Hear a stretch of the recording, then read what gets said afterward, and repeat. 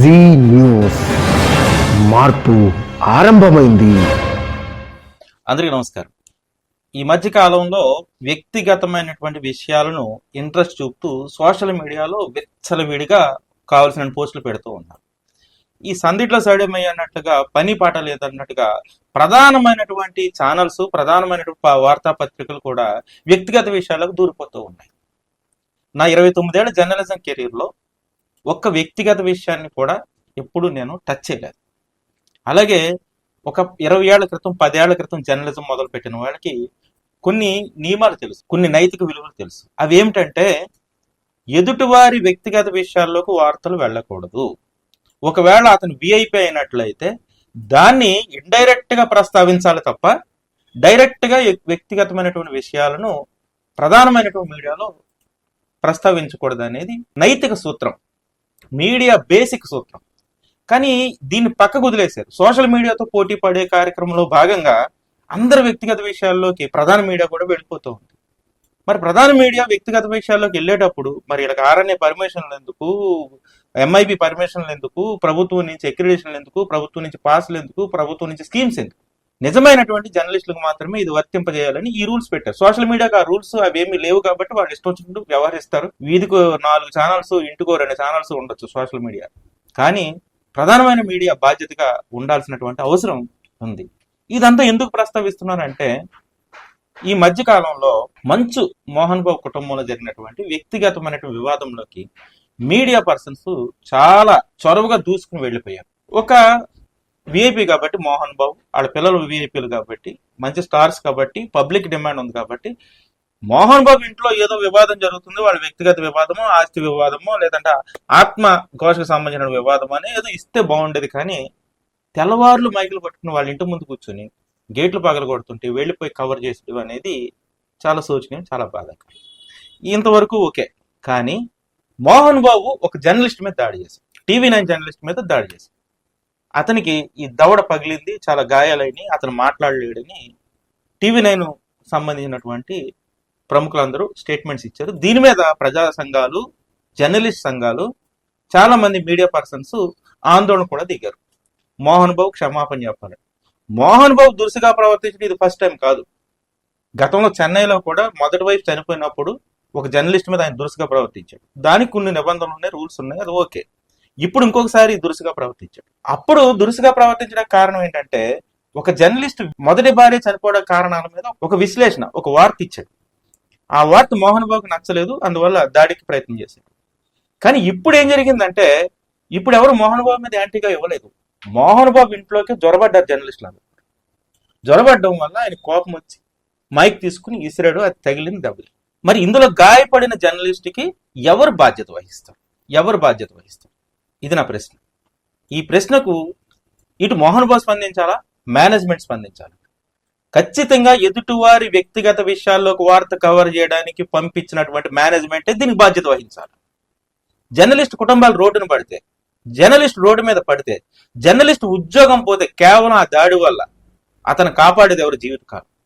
ఏదైనా ఒక ప్రజా సంక్షేమ వార్తకో, లేదంటే రాజకీయాల్లో జరిగే వినూత్నమైన మార్పుల కోసమో, లేదంటే ప్రజాస్వామ్యాన్ని నిలబెట్టడం కోసమో, అసెంబ్లీలో జరిగే గొడవ కోసమో, ఏదో ప్రజల కష్టం వస్తే ఆ ప్రజల కష్టాన్ని తీర్చడానికి వెళ్ళినప్పుడు జర్నలిస్ట్ గాయాలైతే అది స్వాగతించదగింది. కానీ ఎదుటివాడి వ్యక్తిగత విషయాల్లోకి వెళ్ళి అక్కడ గాయాలు పాలైతే దీనికి బాధ్యత ఎవరు వహిస్తారు?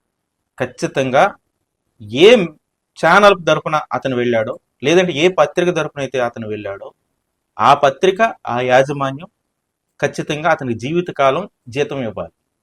అదేవిధంగా అతనికి కావాల్సిన సౌకర్యాలన్నీ కూడా, అతని జీవితకాలం ఉద్యోగం ఆ మేనేజ్మెంటే ఇవ్వాల్సినటువంటి బాధ్యత ఉంది. ఇది నైతికత అంటే. అంతేగాని ఎదుటివాడి వ్యక్తిగత విషయాల్లోకి వెళ్ళి వాడు దాడి చేస్తే గాయాలు పాలేడు కాబట్టి క్షమాపణ చెప్పండి, నష్టపరిహారం పే చేయండి అని ఆ మేనేజ్మెంట్కి సంబంధించిన ఆ జర్నలిస్టులు ఆందోళన చేయడం అనేది చాలా విచిత్రమైనది, అనైతికమైనది. నైతికత ఏమిటంటే, వ్యక్తిగత విషయాల్లోకి మేనేజ్మెంట్ పంపించింది కాబట్టి ఆ మేనేజ్మెంట్ బాధ్యత తీసుకో. లేదు, ఆ జర్నలిస్టు వ్యక్తిగతమైనటువంటి బాధ్యత తీసుకుని చొరవగా వెళ్ళాడు అనుకోండి, అతని మీద యాక్షన్ తీసుకోవాలి. కాబట్టి ఈ సంఘటన ఇప్పుడున్నటువంటి జర్నలిస్టులందరికీ ఒక కనువిప్పు కావాలి. ఎదుటివాడి వ్యక్తిగత విషయాల్లోకి వెళితే మనకి గాయాల పాలైతే దీనికి బాధ్యత ఆ మేనేజ్మెంట్ తీసుకోవాలనే ఆలోచన ఆ మేనేజ్మెంట్కి ఉండాలి. ఆ డిమాండ్ జర్నలిస్టులో కూడా రావాలి. కానీ ప్రజా సంక్షేమ కార్యక్రమాల కోసం వెళ్ళి, ప్రజా ఉపయోగమైనటువంటి కార్యక్రమాల కోసం వెళ్ళి ప్రాణాలు కోల్పోయిన జర్నలిస్టులు కూడా చాలా మంది ఉన్నారు. చాలా మంది దెబ్బలు తిన్నారు, చాలా గాయపడ్డారు. నన్ను కూడా చాలాసార్లు అటాక్ చేశారు. నేను కూడా చాలాసార్లు దెబ్బలు తిన్నాను. కానీ అవన్నీ మేనేజ్మెంట్కి సంబంధం లేదు. ఎందుకంటే అది ప్రజల కోసం, ప్రజల చేత ప్రజలకు మేలు చేసే విధంగా పత్రికలు, ఛానల్స్ నడవాలి. ఆ క్రమంలో ఆ ఉద్యోగి లేదా ఆ జర్నలిస్ట్ గాయాలు పాలైనా పర్వాలేదు, ప్రాణాలు పోయినా యాక్సెప్టబుల్. కానీ ఎదుటివారి వ్యక్తిగత విషయాల్లోకి వెళ్ళినప్పుడు గాయాలు పాలైతే ఖచ్చితంగా దానికి మేనేజ్మెంట్ బాధ్యత వహించాలి. ఇప్పుడు గాయాలు పాలైనటువంటి ఆ జర్నలిస్ట్ని కాపాడాల్సింది జీవితకాలం ఆ మేనేజ్మెంట్ బాధ్యత తీసుకోవాలని జర్నలిస్ట్ సంఘాలన్నీ కూడా, జర్నలిస్టులు అందరూ కూడా డిమాండ్ చేయాల్సినటువంటి అవసరం, బాధ్యత, ప్రశ్న ఇప్పుడు ఉంది. Thank you. కాపునాడు వ్యవస్థాపక అధ్యక్షులు స్వర్గీయ మిరియాల వెంకట్రావు గారి 84వ జయంతి ఉత్సవాలు. ఈ రాష్ట్రానికి ముఖ్యమంత్రి కాగల నాణ్యత, యోగ్యత, అర్హత ఉన్న నాయకుడు మిరియాల వెంకట్రావు గారు. మిరియాల వెంకట్రావు గారి వంటి వారికి జన్మదినాలే ఉంటాయి కానీ వర్ధంతులు ఉండవు. అంతటి సదాస్మరణీయుణ్ణి గుర్తు చేసుకోవడానికి కేవలం ఏడాదికో సభ పెట్టడం అనేది భావ్యం కాదు. అందుకే ఆయన జన్మదినమైన డిసెంబర్ 25వ తేదీని సామాజికోద్యమ స్ఫూర్తి దినోత్సవంగా ప్రతి ఏటా జరుపుకుందాం. ఎందుకంటే మిరియాల వారి జన్మదినం అనేది కాపులు, వారిని అనుసరించే ఇతర సామాజిక శక్తుల అస్తిత్వ పోరాటం పుట్టినరోజు. కాపుల ఆవేశానికి ఒక అర్థం, పరమార్థం పుట్టినరోజు. దగాపడిన సామాజిక వర్గాల పోరుబాట పుట్టినరోజు. అందుకే రాష్ట్రంలోని అన్ని ప్రాంతాలలోనూ, అన్ని అసెంబ్లీ నియోజకవర్గాలలోనూ, పార్లమెంటు స్థానాలలోనూ ఉన్న కాపునాడు కమిటీలు స్వచ్ఛందంగా స్వర్గీయ మిరియాల వెంకట్రావు గారి జయంతిని వేడుకగా జరుపుకుందాం. ఆయన మనందరిలో నింపిన స్ఫూర్తిని వాడవాడలా చాటుకుందాం. అన్ని కాపునాడు కమిటీలు, కాపునాడుకు అనుబంధంగా ఉన్న మహిళా కాపునాడు, యువ కాపునాడు, లీగల్ సెల్ మరియు మీడియా విభాగాల్లో స్వర్గీయ మిరియాల వెంకట్రావు గారి జయంతి ఉత్సవాల్ని ఘనంగా జరుపుకోవాలని కాపునాడు పిలుపునిస్తోంది.